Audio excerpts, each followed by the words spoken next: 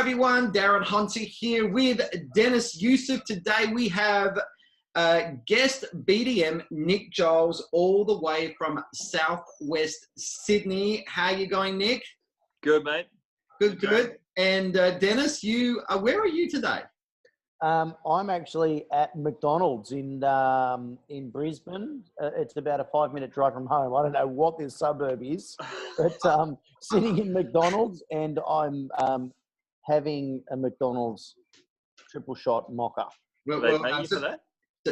So people that are listening, this is actually a video podcast. So you can actually watch that on Inspire Growth Training. Go to the Knowledge Library. Go to our video podcast from there. But of course, we have the audio versions available on iTunes and Podbean if you are on Android. And I think, Deniz, you've had some technical problems moving to your new location in Brisbane, hence you have to go and find some Wi-Fi spot somewhere, but there's always technical problems. But look, just moving on. I'm tapped in off the phone, where that's what the internet's working off the phone at the moment. I just want to pose a question to all of our audience here. If I suddenly said to you, hey, just get rid of your property management software and use a spreadsheet instead, everyone's going to think I'm absolutely nuts, because of course, going back to a spreadsheet to manage our accounting and everything that happens in property management, it's obviously old school. It becomes very inefficient, very clunky. Everything's going to take a lot more time. And I use that as a good analogy. Of course, I don't want people to stop using their property management software like Property Tree and so forth. You've got to be doing that. My analogy is, if you're doing repairs and maintenance without using Maintenance Manager, then you are doing your repairs and maintenance old school. You are inefficient. Things are taking you so much more time to do it. And so what you need to do is you need to go to propertysafe.com.au, get in touch with the guys at Maintenance Manager, have a chat to them, get a demo done. Let's get efficient with our repairs and maintenance. Certainly a really good product. We're talking, there's some property management companies we're aware of, Deniz, that say they've reduced the time it takes to do repairs and maintenance up to 50%. Yeah, absolutely. And some people are even now being able to have a leasing agent, because they're taking tasks away from their property management department and time, so they can focus on, better systems within the office. I mean, obviously, Maintenance Manager itself creates good systems, and it speeds up the process for anyone to do work, but it's freeing them up to focus on better things within their office, which increases, productivity even more. So I think it's a great system. Yeah, absolutely. All right, Deniz, over to you. Yeah, thanks, mate. And Nick, mate, thank you so much for coming on board. I mean, we met, pleasure, Dan. I don't know how many years ago. I was an agent, obviously, when you and I had met the first time at a LPMA conference many years ago. Yeah.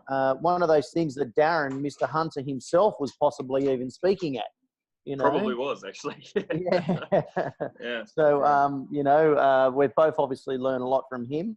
So, Nick, I mean, I know Darren's story. I know my own story. Him and I, we never had aspirations to be real estate agents.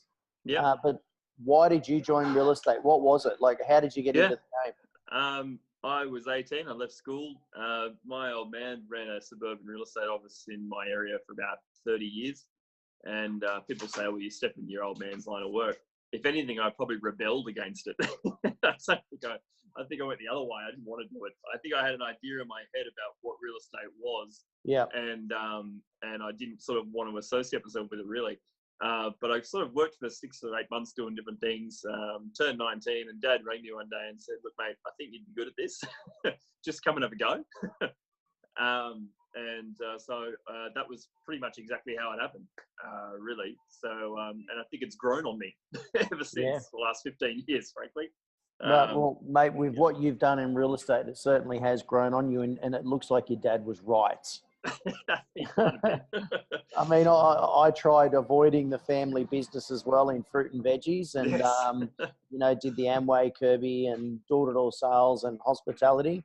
Ended up falling into fruit and veggies. Yeah. So Well, we went to the same high school, Deniz. Another interesting fact. Ah, Yeah, a few years apart.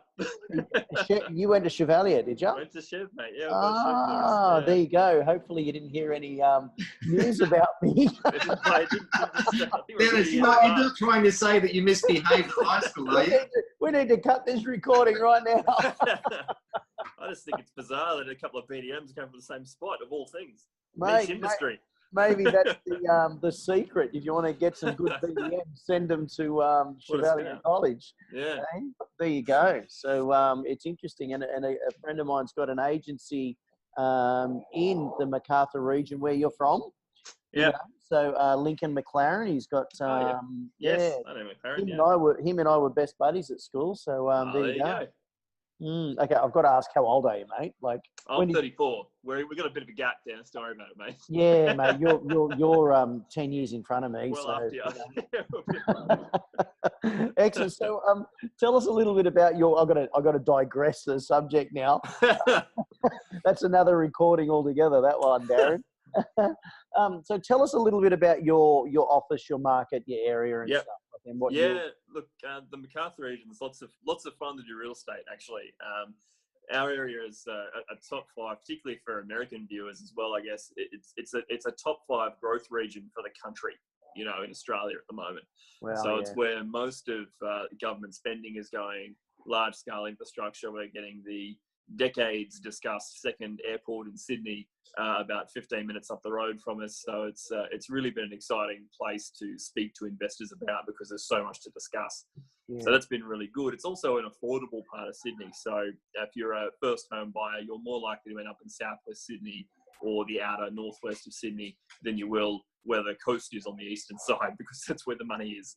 On the water views and things like that. So it's a lot of fun. You're dealing with a lot of inexperienced people, as well as a lot of seasoned investors from 30 years ago as well. It's a great mix, a very big cultural mix too. Yeah, which is, look, certainly, I drove through there 5 years ago when I first started consulting, and every 3-4 months you go back, there's a big change. There's another 100 houses as a new suburbs popping out of the ground. I took a wrong turn, and all of a sudden I was in an estate. Yeah, I couldn't believe it. It's quite crazy. Yeah, it is. So I've trained a couple of offices in the area there, and then the number of new builds is just it's just hard to comprehend, really. It's possibly one of the fastest growing areas as well. Would it be, Nick? Yeah, it is. It's the idea is that you'll have something the size of Canberra out the southwest of Sydney in the next 20 years, so it's huge scale stuff. Hard to get your head around, actually. It's massive. That's and the government spending, and particularly the airport, given that in Sydney it's been discussed for 4 or 5 decades, and then it's finally been signed off on. It's coming in the early 2020s, and that's a big deal. Yeah, so for anyone obviously outside of Australia, Sydney has only got one major airport, and this is big news, having a second airport. That's, the discussions, I don't know, you could probably tell us, Nick, that are they talking about it being all domestic, or is it going to be domestic and international? Because I know there was talks for a while they're going to try and take the domestic away from Sydney. I think there's a bit of discussion of it. It's not completely finalised yet. One of the things I've been warning investors about is that when you get a huge piece of infrastructure like this, people rely very heavily on it when they buy. And one thing you should never do as an investor is put all your eggs in one basket. You should be buying for several reasons. So it's important to understand that government gets infrastructure wrong when they execute it all the time. So where roads are intended to be now might not be quite where they end up, and all sorts of things happen. So there is a bit up for debate, as well as the curfew, which is Sydney's sort of famous for having a mascot for a long time, where you can't sort of fly between 12 and 6. There's talk about it making it it's a 24-hour airport and things like that. So there's a bit of uncertainty yet, because they're a few years away, but they have stuck the shovels in the ground. So things are happening. Which is awesome. People possibly don't realise that Sydney to Melbourne used to be the busiest route in the world. Yeah. But ever since that curfew came into place a few years ago, that obviously changed. So, Nick, tell us about your growth. So how many doors or how many numbers have you listed just in your last 12 months? Well, look, I was sort of looking at the last few years. the last sort of 5 to 6 years, I've signed just under 1,000 properties, about 970, 980, I think it was. Massive work. Around that sort of arena. I think I tried to always be averaging somewhere sort of 16 to 18 a month. That sort of an area seemed to be an okay kind of area to be in, I suppose. I had 1 month at 39, which I can't even think of how I got that many at that time. And then another month at 27, I think. So I was in the 20s quite a lot, but I think 16 to 18 seemed to be where it settled for the most part. So, which means I probably should have been looking for 5 or 10% more. Really, you shouldn't really settle any number, I suppose, but it's where it seemed to end up, I guess. Yeah, and were you a pure BDM? Was that were you doing other tasks as well? So you were also overseeing the department, or? I was for a while, For a few years, I was just a BDM, a solo artist, for a while, and I was lucky in that I just had to worry about my stuff. I could go and sign them, and we had a procedure in place. Then I looked after the business development and leasing areas of the business for a while. So we had 4 or 5 staff kind of in that little group for a while. So we split off leasing, which was kind of a long-term intent for us to do. Then we sort of mucked around with that structure a little bit, learned how it worked. Because when I became a BDM, we didn't really have any structure for it at all. We just kind of invented it and trial and error as we went for the first couple of years, really. And we never really stopped. Well, there's never been a template anywhere. I mean, I think you and I became BDMs around that similar time, and there was nothing to look to. No, not at all. We had no idea, and everyone didn't know what was. We always asking each other, "What do you do? What do you do?" Yeah, didn't know what was good or bad either. Like that was the annoying thing, is you don't know whether you're going well or you're not, because there's no really, looking back now, it's like, holy crap, we're going pretty well, but you don't really know that at the time. You're just doing the thing in front of you. That's right, and then you change things accordingly. Obviously, your numbers would have been affected when you were doing leasing, and then they would have picked up when you took that leasing away, and you could focus more on the prospecting. Yeah, it's a big sort of. I mean, one thing I think there's a few things to learn. I'm sure we'll discuss them later, but I think you learn over time that the more focused you are on a single task or 2 or 3 tasks, the better you are and more effective you are, generally speaking. And that's the way I've tried to approach it for a while, from that point of view.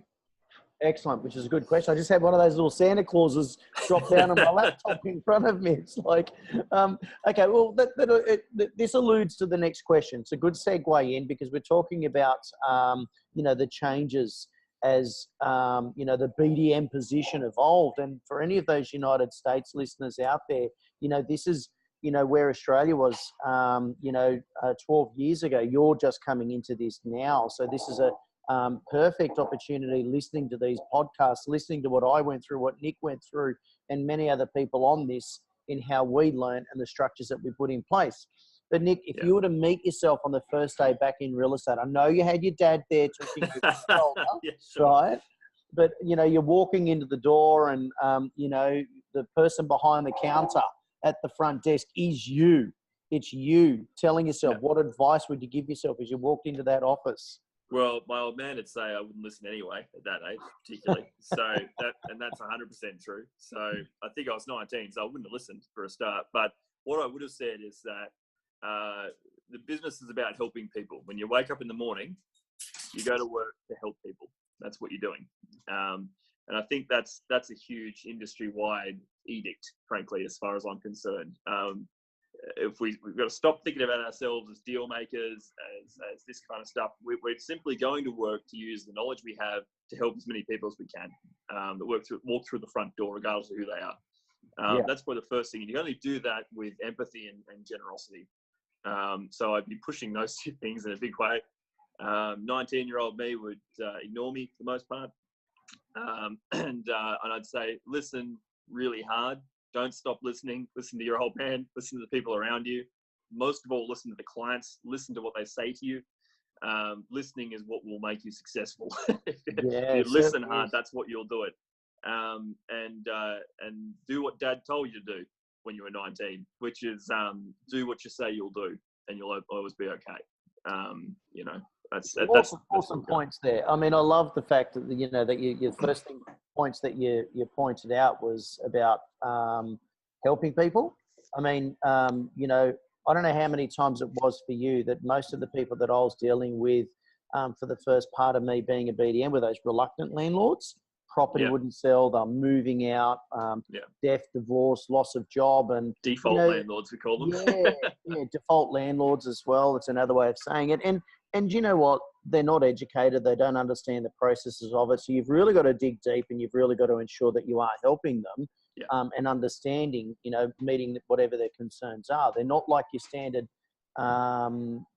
investor that just cares about a percentage return or a yield return that they're going to get on their property. There's no emotional attachment, but there is with regards to it. And if you are that agent that's got that empathy and that can help them and meet their concern, you're going to win a lot more business than just looking at a figure, another door to get under the hood. Yeah, absolutely. It couldn't be more true. I think I came from coming into business development from a role as doing a lot of commercial real estate, which is very numbers driven. And also the level of education is much higher. So dropping back to what we'd probably call a mum and dad level, I suppose is what you would call it, it was actually difficult for me to do, given my strength is in preparation and understanding those mechanics. But really, that knowledge is trumped every single day by people who empathise really well and who listen really hard and who just commit to helping the person sitting in front of them. That they will always win, and they should. That's what should happen all the time. Yeah, spot on. That's really good. I mean, with that knowledge, like what you've just shared there in helping, I mean, I genuinely felt like that I was actually helping the person in looking after their property. If they didn't choose us, I felt they were making a mistake.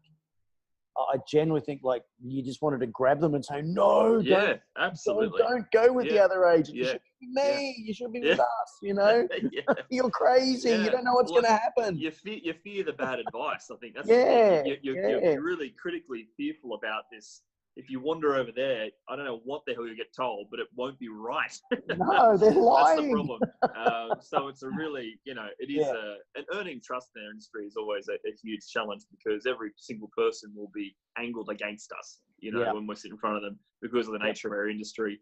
But that's our problem to solve. That's our problem. Not theirs. It is. Again, it's us. It's not them. That we just obviously, one of the key reasons why BDM doesn't actually get the listing is they haven't sold their services. That there's something they haven't said. They have something they haven't done. You can always claim. I mean, I used to say it. I used to say, "Oh, they just were fee hunting," but that's because I wasn't good enough at educating them. Like, I mean, I'm sure you've said that too.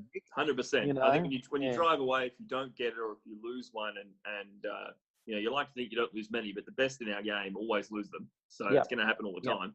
But I think really I try and remind myself of the good things that I did because when you remind yourself of the good things, you tend to repeat them. So I don't want to remind myself of bad habits. I want to remind myself of good habits. Where they responded well, But I never want to let myself think that this person just left for some kind of crappy fee reason or whatever, because I very much agree with you, Dennis. Selling is about executing a process really effectively. And if you're 1% wrong or 2% wrong, that might have been where you lost it, So it's not, we know statistically for 30, 40, 50 years, 100 years probably, that only about 1 in every 20 people will only look at fee and nothing else. 19 out of 20 will look at everything else. I agree. If you're providing a service above and beyond your rival agencies, fees don't even come into it. No, and not when you're communicating well and you're listening hard, I think, really. Yeah, well said. So in that, if you were to start a real estate agency from scratch today, forget about, 30 years ago when you first joined real estate when you were 19. Good maths. Good maths. So, what would be your 3 key strategies in growing the rent roll that would bring in, let's say, 80% of your business? I mean, you're always going to get your walk-ins if they see a sign or this, that, and the other. But, if we're looking at around 80% of that business, where do you think 3 keys would be that you'd focus on? From scratch. I think starting from scratch is a good point to make because your strategies are different when you're in a large agency. That they are different. So from scratch, though, I think first what you've got to do is identify the weakness in your market. So wherever you are, look at what's not happening very well and attack it hard. So if properties are vacant everywhere, I know in Perth for a long time they had vacancy problems. They have less so now. But where you run into big vacancy issues, be the person that solves that problem better than anybody else. that's the first thing I would do. It might be leasing. It might be maybe tenant defaults, a big problem over there. I don't know, arrears or something like that. But if you can identify a big weakness, go really hard at it and form a strategy around that weakness. Because selling a product is all about solving a problem, and you can't sell a product when there's no problem to solve. So look for the problems. Would be the biggest thing. So the biggest concern in that marketplace, jump on it. Jump on it and be the best at it that's out there. Yeah. The second thing I'd probably do is I develop some cash guarantees, because part of the difficulty of getting past the trust issue in real estate is that whenever you sell anything to somebody, they think that this guy's doing it because there's something in it for him. What you've got to do is bring things into play that say, well, if I lose, if you lose, I lose. So we're in this together. This is a team sport. This is a partnership. And I'm very, very confident in the advice I'm giving you. So if I'm wrong, I'm prepared to pay you for it, because I'm the expert. So I should be the one taking that risk, not you. So having a strong promotion that backs you up. Yeah. So it might be something really simple. It might relate to returning phone calls. It might relate to leasing. It might relate to tenancy. There could be all sorts of things you could do. But I think putting your money where your mouth is a great way of making people stop and say, well, if he's willing to do this, then that's a big deal. And if you have to pay, great, promote it. Yep. Promote if we do a crap job, we'll pay you to manage your property. Yeah, and all that sort of other stuff. So there's different ways. I think doing that is good. It's called risk reversal marketing. I'm a big fan of that stuff. Yep. I think the third thing I would do is I would thank people profusely. So everyone I spoke to, everyone I had anything to do with, I'd be sending them cards, I'd be sending them presents, I'd be congratulating them on their kids' schooling, I'd be sending their dogs. I actually got a listing once. I can swear on the back of sending a bag of Schmacko dog treats to a person after I met them. The next day I put dog treats. They had a dog, a husky they loved. And I put a bag of Smackos in with a bag with a thank you card and stuff at their front door the next day. I could swear they got me the listing. Nice. But Dennis, we're going to have to get some Schmackos, made with IGT branding on them. Don't worry about your beanie. We're going to have to go for Schmackos. Forget the beanie. Forget the shirts. We're going to go dog treats. Dog treats. Dogs. Forget the pins. We're getting dog treats. Oh, the pins are awesome, by the way. So I think that's probably the big thing. And I think in conjunction with all those three things, I'd concentrate on being a social media educator. So I'd make sure I was getting on social media, not looking to sell a single thing at all, just looking to impart as much knowledge as I could. And I think that's a huge thing as well. I'd be working very hard at making myself the authority in the area. So, and that can be done lots of different ways, but socially, that's a really great way to do it. It's just giving away everything that you know. You're putting a smile on Darren's face because he loves his content marketing. Yeah. So whether it's through memes, through video, through educational quotes, educational tips, and how Darren does it, he's mixed it up. Like this, for example, is content marketing. What we're doing, we're going to educate people on the success of what you're doing, etc. And then people recognize that branding. And then Darren, he's done one that's just gone nuts. My phone just doesn't stop vibrating with all the notifications. Yeah, no, it's great. And you guys are a good example of that, I think, really. And there's not really enough of it in our industry, to be honest. There's still too many agents trying to sell properties on Facebook and stuff. Like, it's just not the place for that stuff. And it's what you should be doing is... emoji. Oh, it drives me nuts. But I think that the more of us that just realise, look, there's nothing special about knowing how much property sold for. There's nothing special about that. The public can get that information really easily without us. Facebook's the place to make friends and help people, and give them a good time, give them a bit of fun, and also give them something that's going to help them make money. And that's what your investors want from you. Yeah, spot on. Well said. So, you're a couple of years into the business now. You've started up from scratch. You're successfully growing it. But the bank rings you up Monday morning. You've just rocked up, and the first phone call is your bank manager, Nick. They've turned around and said, if you don't get 10 listings in the next 5 days, we're closing your doors. What do you do?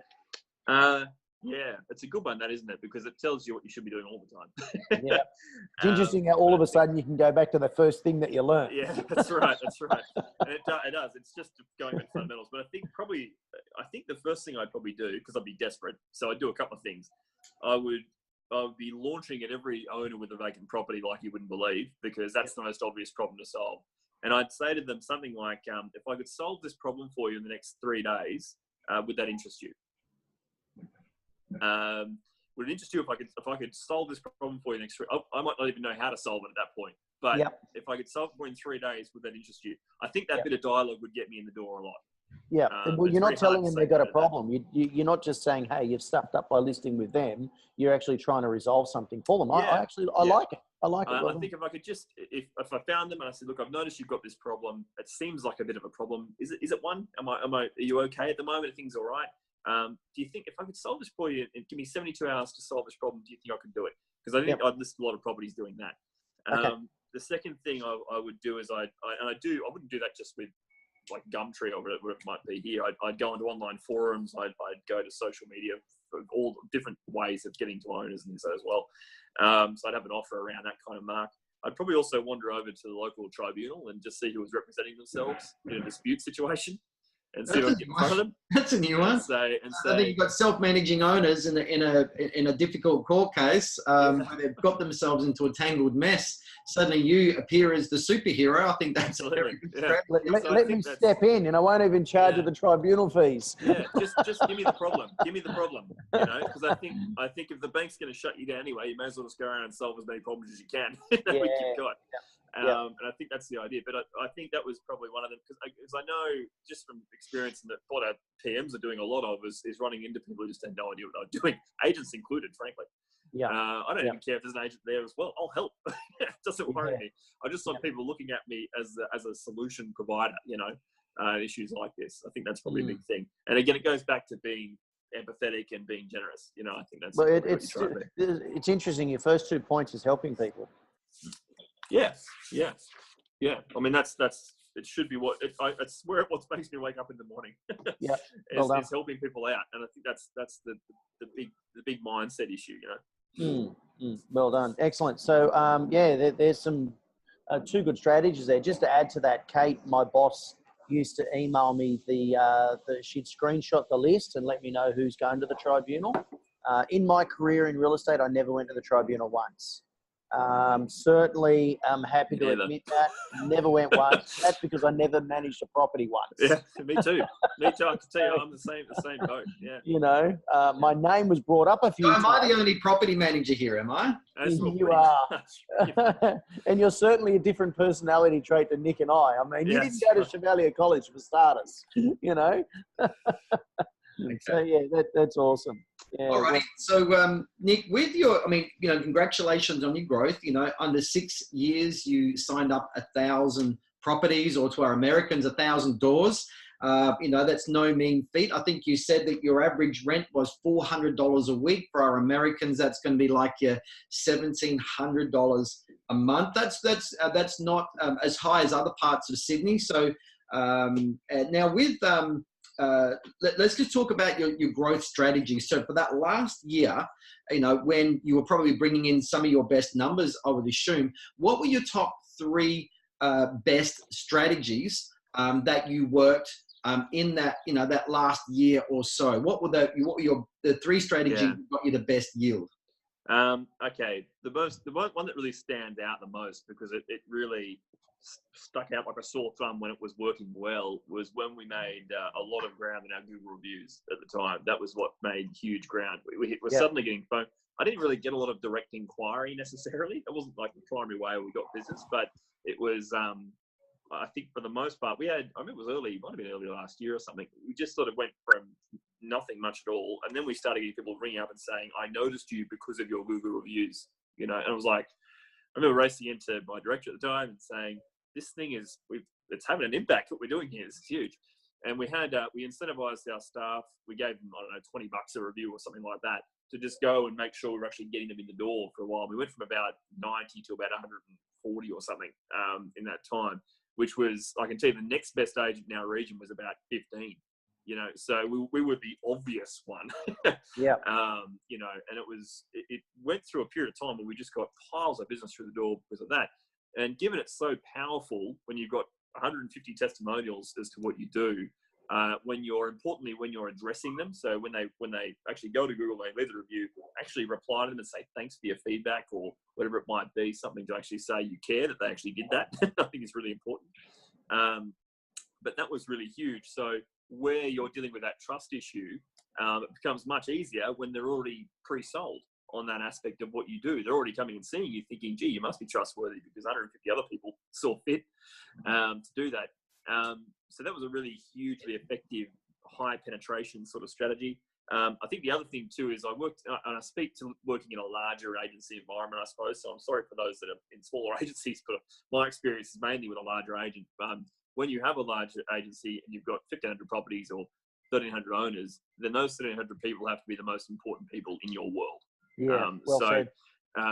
If they've already signed with you, they already trust you, then it's so critical that they are treated beautifully anyway. So that's your product there, that they're using it, they're hopefully enjoying it. And because of that, that's where you should be getting a huge chunk of your new business as well, and resolving any attrition or anything like that. So that's a really huge thing. But I think the third thing that I remember being really good is when it's a very hard thing to explain, but when we got culturally to a point where every staff member in the office understood how to be aware of an opportunity when it came in the door and say, gee, that sounds interesting, I'll tell Nick about it. It sounds really simple, but we incentivize our staff to pass on leads and things. But I remember I had a property manager who was in a taxi, and the taxi driver said he owned a property, and this kind of stuff. But the fact that she thought, I'll tell Nick about it, is a result of strong office culture to a large degree at a time. Yeah, so it's not. I think that the critical lesson I've learned in the whole time I've been doing it is that you can have the greatest BDM in the world, but what you actually need is a fantastic office. Your machine has to work really, really well. You can't just have one bit going well and others going poorly. It doesn't work otherwise.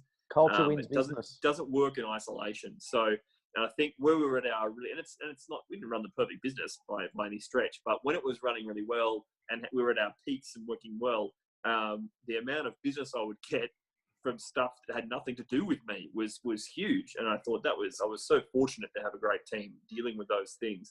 Not that it wasn't like 1,000 managements from that, I suppose, but there was a lot of stuff coming from having a really strong awareness culture of where those opportunities are and rewarding it, when it was in our monthly meetings and all the rest as well. So I have to say, you're a guy of a real attention to detail. And I think the point you're making is if you believe in the strength and the service of your team, which you would, and I know that you would struggle if you knew that your team wasn't doing a good job. You personally would struggle in signing up the business because you've got to have 100% heart behind it. But I think, as you're saying there, your team trusts you as well. Yes. The little details, if there's a sniff of a business, they'll hand it to you knowing full well that you're going to follow it up. So there looks like the synergies between the two teams, you and your property management team, with trust, which is awesome. I think so. And not just making sure as a BDM, you're not setting up your property managers to fail. Like you've got to, as a BDM, I think that there's a natural bit of hesitation from PMs to BDMs because they just worry that there's a guy who's incentivized to bring in all this sort of stuff. But I really, I had someone say to me that I worked with for a while, that, gee, I just mentioned to someone else, Nick, that I like dealing with you because I know that what I get is going to come to me in the right condition, and I think... Nice. And that because there's a thin line between delivering a great service and selling a great service and over-promising, going too far and making it too hard for your PMs to actually support what you've been saying. So you've really got to be on the same level, and for that trust to exist between PMs and BDMs, it's you've got to pay huge respect to the people you work with and care genuinely about what they're doing and how they're doing it, and making sure that you're doing everything you can to make it really easy for them to deliver a great service. So before we go on to the next question, what's just one more growth strategy that worked for you? So those two things were really, those few things were really good. I think, look, the risk reversal marketing. So if I'm converting and I'm in front of somebody, one of the great conversion tools that I had for a while is we simply said, you don't pay us unless you're happy with what's been delivered. And we had a set of 5 guarantees associated with that.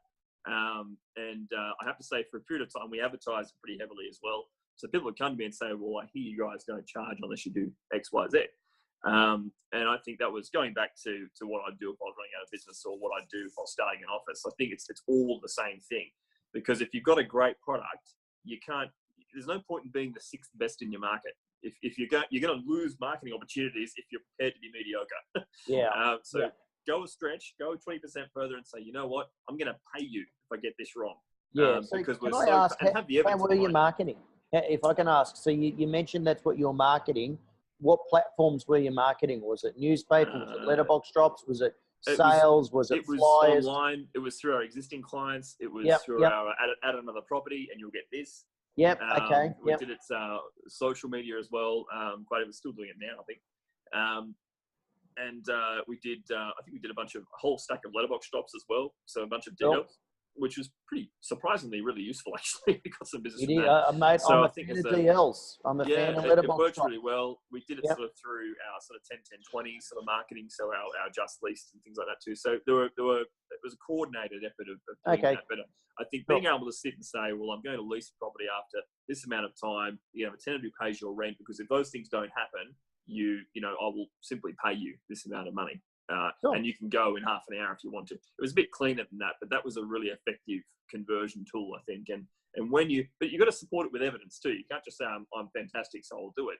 But because people become suspicious if you do that. So you've got to say, okay, well, here's some evidence as to why. Sydney, it takes 20.8 days to lease the property in on-market times, nearly 3 weeks. For us, it's 12.2. So of course we can guarantee we'll do it in a certain amount of time, because we very rarely go beyond it. If we're paying guarantees every week, we'd go out of business. We're doing it because we actually solved the problem, Well done. So there's different ways of dealing with that. But that was I think, really, really effective way for us to get business from here. Moving on to the next question, Nick, I think we're probably crossing the lines a little bit here. And let's just talk about, you're sitting in front of an owner and an owner says, look, why should I go with your company? What's different with you and the other agent down the road? What's your points of difference that right then and there you would say, well, we're different because what have you got that's effective and impresses prospective clients? Yeah. Can I just say something about points of difference? That sometimes this can be construed as a bit of a magic formula to get listings. I don't like thinking about it that way. I think that if I've had success doing this, it's because I'm procedural. And I think the reason I say that is because sometimes you don't know that a point of difference is a point of difference. So the person sitting in front of you may have seen 5 different agents who have neglected to say 10 really important things. If you're the agent who says all those 10 things and the 8th thing comes along, oh, we check, your tenants are blacklisted. Really, do you? No one else has done that. They might do it, but they might not have said it. They haven't talked about it, correct. So everyone could be doing the same thing, but one person mentions it, you get the perception. Yeah. So if I'm in front of a client for an hour and a half, I used to say if I was in front of a client for an hour and a half, I reckon I'd very rarely not get them. It's just one of those things, because we've built a relationship and we're talking about all the important stuff. So yes, you need really critical points of difference. And I spoke about the risk reversal marketing, which is still a pretty strong point of difference in most marketplaces, because most agents who compete against don't have the balls to do it, frankly, and they're not good enough to do it. They just can't. The quality isn't there for them to do it. So that's a really critical thing. But I really want to point out that if I'm with a client and I'm going through the process correctly, then I'll discover a point of difference that I didn't know was a point of difference, but is for them. And that's most often what's been successful, I've found over the years. If I've hit upon a particular thing that's worked, it's because I've said, well, I've got these bunches of things. I'm identifying what the problem is. I'm listening really hard. I think I understand what the hot button for this client is, where the pain points are. I'm presenting as much evidence as I can to resolve those pain points. There might be 5 or 10 different ways of doing it. And my 4th way is the one that's nailed it for them. So I'll spend the rest of the time talking about that and knocking it over. Good. So I think we want to be a bit careful to talk about that. No, I do encourage like every BDM to be thorough and just say, look, the point of difference you think is great may have nothing to do with what they think is great. Yeah, it's a really good point. I was just going to say, it's a really good point, Nick. I got caught out once on, going through the stock standard 0 tolerance of arrears, and the owner actually asked me what the arrears are. I couldn't give him the answer because I was just doing the same script as everyone else. Yeah. Went back to the office, found out it was really bad, rang him up, told him what happened. Obviously, we put systems into place, and then I ended up getting the listing. He goes, yep, come back. And he said to me, the other agent said I could count it off the back of my hands. We have none, less than 10. and he didn't believe them. He believed me because Yes. so then I started using that as a point of difference in going Yeah. in and saying, well, 98% of our tenants are paying their rent on time Yeah. because so and listen to where you win business and focus on that as your point of difference. Yeah, absolutely. And I think that, and just every single person that sits in front of you is going to be different with what they're looking for from you They've all got and their how own they concern. react. It all comes down to the problem for sure. Nick, so let's just stay on this. I can't move to the next question yet till we thrash this one out. So Sure. how were you guys actually different from the other agents down the road? What worked for you? Sure. Well, I think the leasing stuff is pretty critical. I threw some numbers out before. That was a really critical point of difference. We leased better than everybody else did. The average time in Sydney, for the average in Sydney now, it takes to lease a property has gone up to about 24 and a half days. At the moment, I think we're sitting at something like 11 or 12 days at the moment. So we're getting about half. That means I can go to sit in front of somebody and say, I lease twice as good as the rest of the city does. That's how good we are. And you convert that to some dollars, that might be $900,000, $1,100 that is going back into your pocket because of what we're doing that others aren't doing. So when they look at that and they say, well, all the money I'm saving, whatever Nick is telling me to do must be working out okay if I can pile up the evidence behind them. So that was a hugely strong point of difference there as well. And I think when you couple that with the guarantees we placed around leasing, the guarantees we placed around rent arrears, guarantees we placed around, some people get a bit suspicious about when you say I'll lease a property in 2 weeks because I think, well, I'll just put anyone in there who stands up and breathes. And that's a fair concern. So you have to offset that with guarantees about tenant quality, which is usually about rent payment. So if your rent's going to be paid, bad tenants don't pay their rent. So, that's one way of offsetting that concern because we weren't sacrificing quality either. The other thing I really liked is that we had constructed a system of ascertaining quality of tenancy. So I could sit in front of them with my tablet open and say, this is how we get you to looking at any tenant, to assessing them, and determining how much risk they represent for you. We could give them a number. We could say this tenant scores 84% on our assessment, which means they're a low risk tenancy. So for anything above 70 is very low risk because of these 16 factors we're looking at: their lifestyle, their income, all these sort of things. So I can show them how it works. Now that's only going to work for a portion of the population. Only 20-25% of people are going to care about that, but it's very effective for those 25% of people that love their numbers and their graphs and the detail. And a lot of investors do. They like that stuff. You can prove you're making them money, they'll be really appreciative. So we had that. It was completely exclusive to how we did it. So being able to prove quality of tenancy, be able to prove lowering vacancy. Well, if you've got great tenants and you don't have vacancy, you've got money coming in every day, well, then you're dealing with the capital value of my property because I've got a great tenant living there at the moment. So the capital is going to stay where it is or go up, or at least represent the best in the market. And I'm also dealing with the cash flow yield, which is the other really important part of my investment. Nice. So if I can knock those two things over and I can associate them with, here's why we're so much better than everyone else doing that part, it's hard not to get the business. If you're doing those things really well, it puts us that far ahead of our market there as well. We've probably got 20 or 30 competitors. And I should point out too that we're an 8.8% agent in an average fee environment of about 5.7.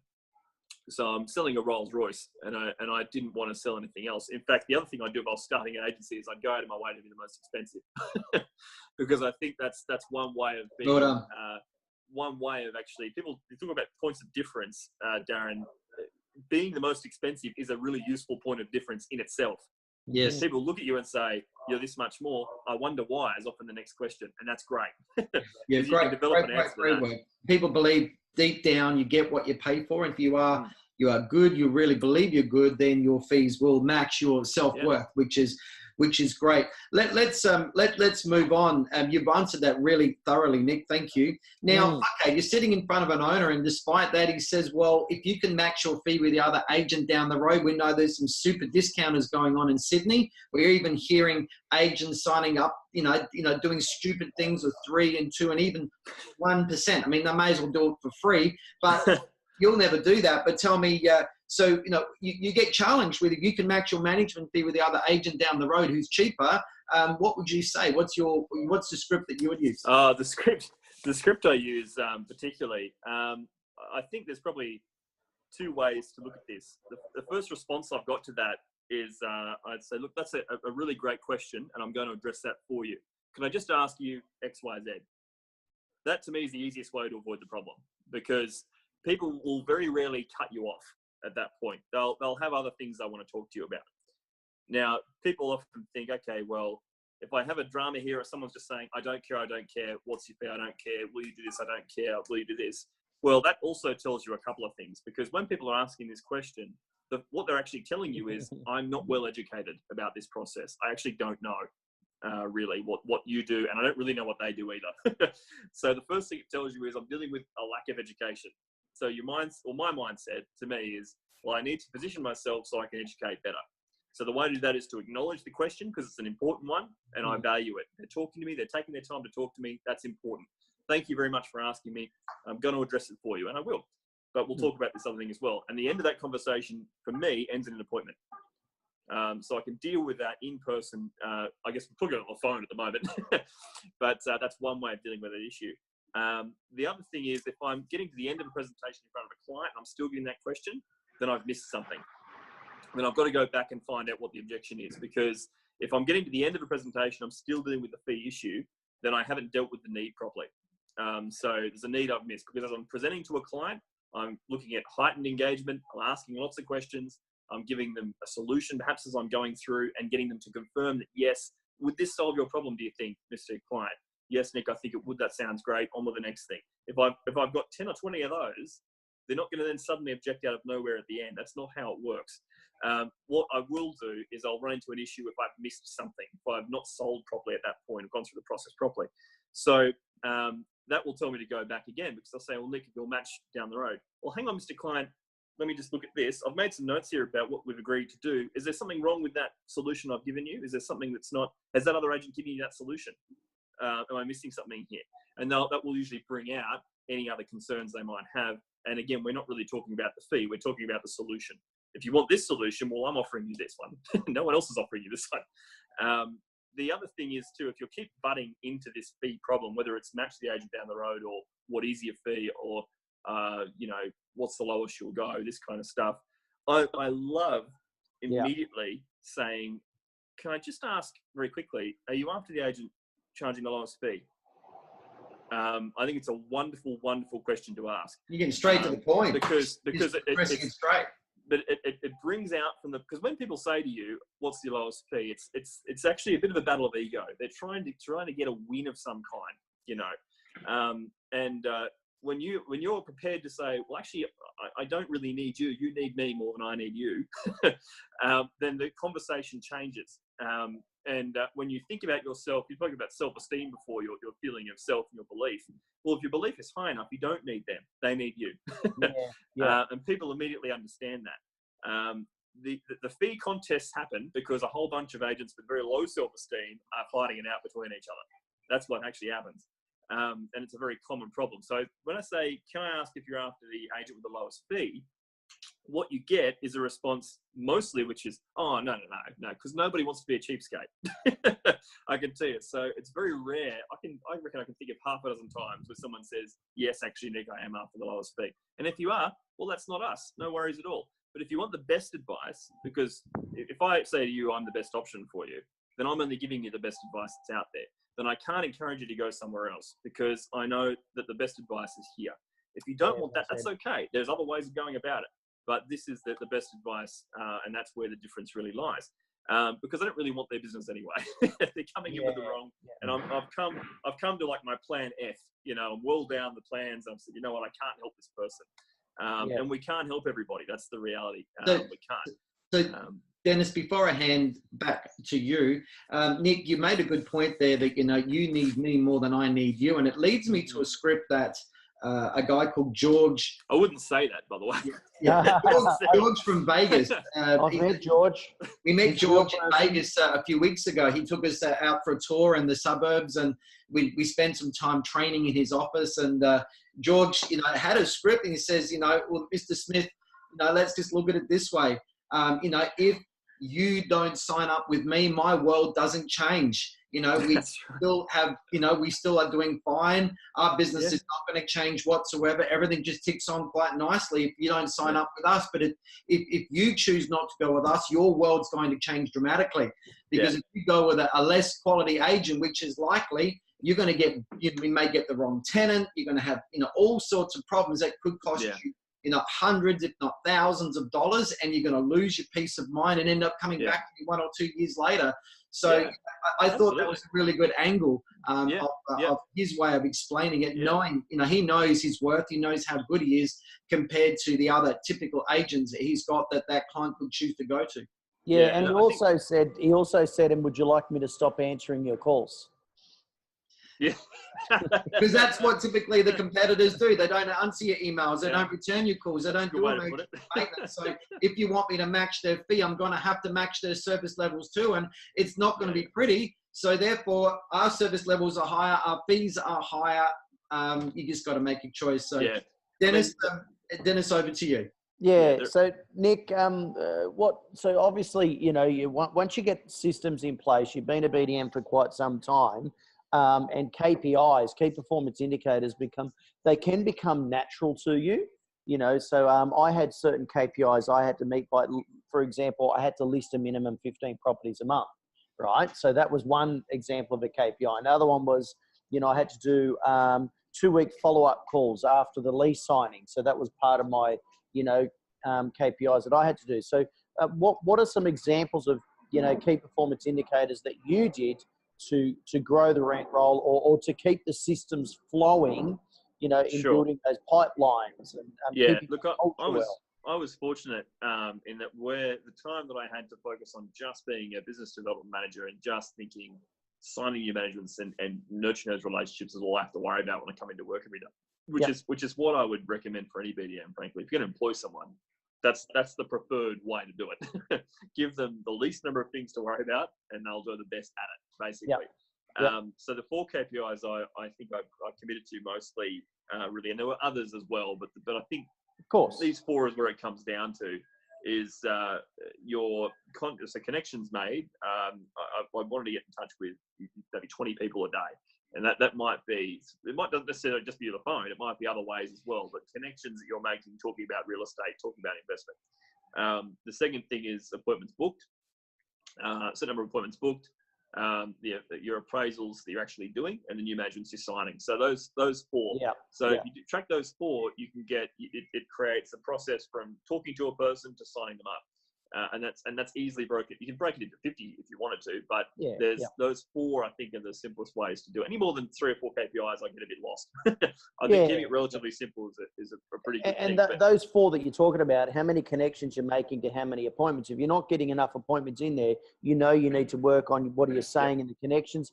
If you're getting the appointments and you're not doing the listings, then you know you need to focus on what are you saying at the door. What are you saying to the client when you're pitching for the business? Because from those KPIs, you can draw conversion rates. You can you can diagnose it. Without measurement, you can't diagnose the problems, and you can't celebrate the wins either. So that's right. You've got to understand where you're at, and I think those 4 for me have always been the easiest to worry about. I think you know, looking at conversion rates maybe over 3 to 6 month periods of time and seeing how you're traveling is good, because you can fall into habits of saying similar things over and over again that maybe aren't as effective as they once were. Maybe you need to change up a promotion. Maybe you need to move something around. Maybe your concerns of your market have changed, so you've got to attack it a different way. It's such a quick moving, leasing and management generally is a very quick moving part of the industry. So you sort of have to pay attention all the time. Yeah, the market can certainly change within a week. If you've got 50 properties similar in the marketplace, all available at once, all of a sudden the returns are going to drop. I mean, look, if you're not making those connections, then you've got to focus on, okay, what am I doing? We're not getting Google reviews anymore. Okay, I haven't done letterbox drops. Oh my goodness, I haven't called my current owners. I haven't done this, and it makes you really look all those back connections. Yeah, absolutely. Yeah, so and it's Yep. So I was just going to say, so what's your focus? What's your growth goal for the next 12 months? Where are you focused on there over the next 12 months? What's your focus for growth? Well, I suppose my focus at the moment is in a slightly different role. So I'm not doing traditional BDM stuff. Yep. Just at the moment, I'm forming different relationships for different reasons. But what I can say is that I want to take the same strategies and shift them into a different arena. So the same strategies I've used to pick up new managements, I guess I'll be using to advise principals and help them with other things as well. So I'm moving into a slightly different type of role at this point within the business. Yep. So I think from that point of view, I'll be looking to, I guess, expand the knowledge base for a lot of offices about red roll growth within a particular franchise group. And that's a really big thing for us generally. So I think from that point of view, my goal will just be to make sure we're bringing in more and more people that think the way that we do about how you grow rent rolls and how you think about treating clients. In fact, treating people, generally speaking, in real estate is a really huge bugbear of mine at the moment, particularly. I think part of what I'm thinking about moving forward is that shifting our focus away from, if you think about our selling part of our industry, for instance, we celebrate big commissions, we celebrate transactions, all those things which are understandable, but we should be celebrating how we're making people feel and how we're and how we're enriching the industry and changing perceptions of how real estate agents are viewed in the community. Because I view what I do as a noble trade, something that is offering genuine assistance to people who don't have the knowledge I do, and who can benefit from it. Whether that involves me picking up a listing or not, or picking up a management, I trust that if I do that well enough, the business will come on the back of that. Yeah. And that's, so I think part of my goals moving forward is to spread that edict a little bit as well. Okay. So just before we finish up, just our last question now, Nick, and as you're aware, we run the Inspired Growth Conference in July every year. And if you were, let's say you were speaking on stage, you were speaking to principals, real estate business owners, you're speaking to BDMs, the people that are responsible for growth, and you've got 1 minute to talk to them, what's your most important thing that you would say to them? Worry about your product first. Is it worth selling? 8 out of 10 agents have something that isn't worth bringing to the market. So that's the single most important thing. Make it so fantastic that the people in your business are bursting at the pores to tell people about it. Because if you don't have that, doesn't matter how good your BDM is or how good your techniques are, or whatever else as well, no one's going to want to sell it. No one's going to believe it if you do. So make it great. Honestly, there's just I can't get over, all these agents who are happy just being 6 out of 10 efforts, because they're the ones that drag our industry backwards. I think 6 out of 10 is good sometimes. It is 100%. There's some really bad operators out there, especially the boss that doesn't care about property management. He's absolutely. Well said. I think pile loads and loads of value into what you're offering, and that can be a relatively simple thing to do a lot of the time. So pile heaps of value into it, and remember that growth. I think really growth doesn't happen because you have a great BDM saying magic words when they're in front of people. Growth happens because you have an office and a unit and a team of people pushing in the same direction. So you've got great PMs doing a great job. You've got forward-thinking systems. You've got forward-thinking leaders. And you've got people who are determined to deliver something which is unusually good. Not just 10% better, because you can't just be 10% better. You have to be 80%, 100% better than everyone else to get proper penetration in your market anyway. So be committed to just being as good as you can be and getting excited to come to work and do something great. Because I think really, if you're doing everything you can to help every single person that walks through the front door as best as you can, you're not going to solve every problem that's out there.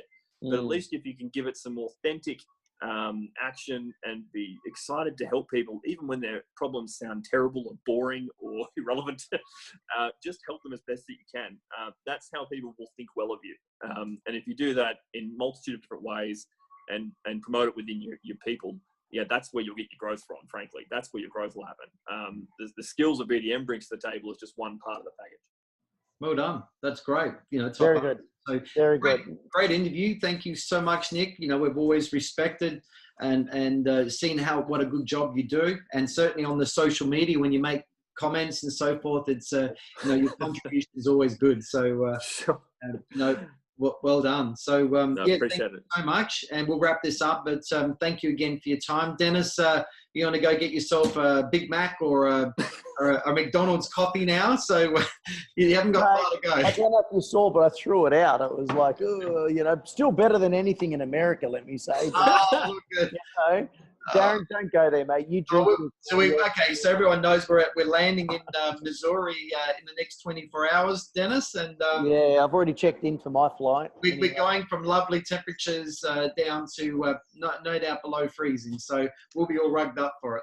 Mate, there'll be scarves, there'll be beanies, there'll be like, I'm going to have my bandana across my face, not over my head. I hope you get a Macca's voucher out of this, Dennis. All this promotion you're giving them. All right, guys, let's finish up. Thank you so much for your time, and take care. Good stuff. Thanks, guys. Thanks, guys.